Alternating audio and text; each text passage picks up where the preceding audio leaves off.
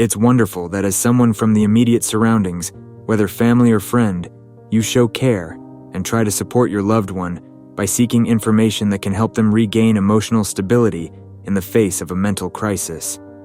Having knowledge about the characteristics of these disorders can significantly make everyday life easier, and also help you understand which actions can be effective in providing assistance and which may not yield the expected results in the effort to improve the situation. How to help a loved one suffering from anxiety, nervousness, or depression. Witnessing the suffering of someone you love is incredibly difficult. Additionally, the effort put into providing help can lead to you starting to empathize with the pain of your loved one. It's important to remember to take care of yourself. Maintaining a balance between caring for your loved one and your own health is crucial. What you are both currently experiencing is a stressful period for both of you. Understanding the experiences of another person is difficult. Even if we try to put ourselves in someone else's shoes, we still won't be able to fully feel where and how much their shoe is pinching. We can only guess how something hurts. The pain associated with physical illness is visible in medical test results, such as ultrasound, tomography, or laboratory tests. But mental suffering is not visible in an objective way. The incomprehensible behaviors and thoughts of a loved one can cause doubts and frustration. Perhaps you feel exhausted and frustrated. You might wonder, why can't they just end this and pull themselves together? Why don't they stop worrying so much? Isn't logical thinking enough? Why, despite doing everything in my power, don't they accept my advice and explanations? It's normal to feel this way. It's hard to believe and understand something that you can't see. A person suffering from mental disorders asks themselves the same questions. Why do I behave this way? Why can't I stop this, and why are my actions so irrational? Why, even though I understand everything, can't I stop thinking about it? What's happening to me? I'm ashamed that nothing is changing. What's wrong with me that despite my efforts, I can't stop it? Realizing that stress and the pressure to quickly deal with anxiety and its accompanying symptoms can lead to shame, despair, and guilt, increasing the feeling of helplessness. Often it is these feelings that can secondarily contribute to the development of depression.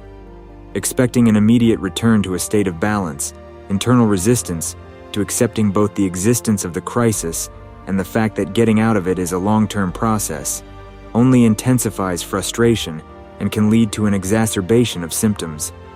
The shame associated with this powerlessness and helplessness can make your loved one hide or suppress their thoughts and feelings, fearing misunderstanding. Unfortunately, such an attitude in the long term can negatively affect the situation and worsen it. The better the previous functionality of your loved one was, the more surprising it may seem that the problems they are currently experiencing are so burdensome for them.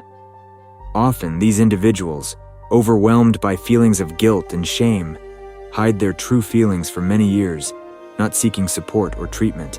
Anxiety, which is often the result of suppressing emotions and ignoring important needs, can be a key factor here. When someone experiences a broken arm, their pain is more understandable and visible to others. We can imagine what they are going through and sympathize with them. The fracture is visible on an X-ray, and the cast is tangible evidence of the injury. In such a situation, it is easier to accept that a person with a broken arm needs time and rest to recover. This seems obvious and understandable. It turns out that anxiety disorders are very common, affecting about 25% of people at least once in their lifetime. If you have ever experienced a crisis, you may have noticed that the advice you receive often suits the person giving it better than it suits you. Telling someone to just pull themselves together, find a hobby, or another activity, in such circumstances is ineffective. You don't need to have a ready solution for how your loved one can emerge from their crisis. They must find the right way for themselves. Your role is to provide support and understanding, to show that you are there and ready to help. Don't feel obligated to find a solution or to acquire knowledge about how to solve the problem. Reject the feeling of helplessness. Simply being present, understanding, and accepting is far more valuable than even the most well-thought-out and well-sounding golden advice. Your presence and acceptance have greater power than you might imagine. They can give your loved one so much strength and support that they start to believe in their capabilities and find a way out of the crisis. Overly good advice often takes away strength, and frustration grows when it turns out that they can't be applied in practice. If your loved one's leg was broken, you wouldn't rush them to walk, but would patiently wait, giving them encouragement and faith until they are ready to stand on their own feet. Here are a few tips on what you can do. Accept the existence of the problem your loved one is struggling with. Support them in accepting their current weakness. Understanding can be a source of strength. Don't exert pressure or rush them. Give them time. Hurrying may have the opposite effect to what is intended. Your loved one may still be able to think rationally about their situation, but they are unable to stop what they are experiencing. They are aware of the irrationality of their thoughts, but this awareness in itself does not solve the problem. Don't reproach them for this. Telling your loved one that their thoughts and actions are irrational is pointless. They already understand this, and it alone does not solve the problem. Be flexible in planning joint activities. It may be necessary to adjust plans to your loved one's current capabilities. Understand that the process of returning to emotional balance is gradual and may also include steps backward, which are a natural part of this process. Be aware that your loved one is just as exhausted by this situation as you are, and they too wish for everything to return to normal. Don't hesitate to express your needs and emotions, but try to do so in a way that takes into account your loved one's capabilities, avoiding blaming them for what they cannot do.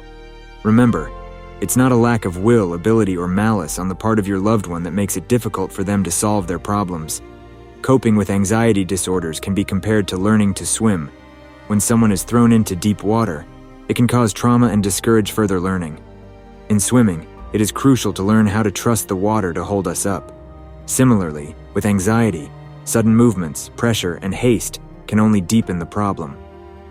Faith and calmness are needed. Remember that you don't have to take excessive actions, offer constant advice, or continually seek solutions, which may only deepen your sense of helplessness.